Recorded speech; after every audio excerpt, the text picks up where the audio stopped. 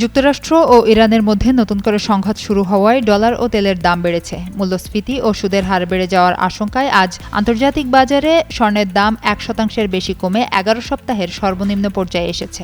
Reuters বলছে, বুধবার সকাল 8:30 পর্যন্ত স্পট গোল্ডের দাম 1.8% কমে প্রতি আউন্স 4187.59 ডলারে দাঁড়িয়েছে, যা গত 23 মার্চের পর সর্বনিম্ন। একই সময়ে অগস্ট ডেলিভারির মার্কিন স্বর্ণ ফিউচারের দাম 1.7% কমে প্রতি আউন্স 4213.40 ডলারে নেমে আসে। ঈদের খুশি হোক না আরো বেশি, আর খুশির আয়োজন মানেই চাষি সুগন্ধি চিনি গুঁড়া চাল।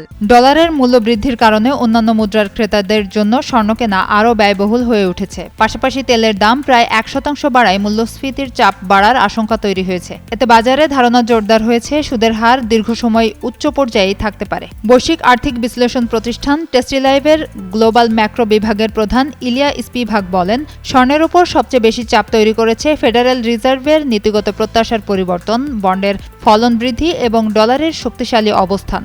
বর্তমানে সিএমই ফেডওয়াচ টুলের তথ্য অনুযায়ী ডিসেম্বরের মধ্যে ফেডারেল রিজার্ভের সুদের হার বাড়াতে পারে এমন সম্ভাবনা 70%-এরও বেশি ধরে নিচ্ছেন ব্যবসায়ীরা। এদিকে স্বর্ণের পাশাপাশি অন্য মূল্যবান ধাতুগুলোর মধ্যেও দরপতন দেখা গেছে। স্পট সিলভারের দাম 1.5% কমে প্রতি আউন্স 64.43 ডলারে নেমেছে। প্লাটিনাম 2.8% কমে 1678.10 ডলার এবং প্যাডালিয়াম 0.8% কমে 1212.31 ডলারে লেনদেন হয়েছে।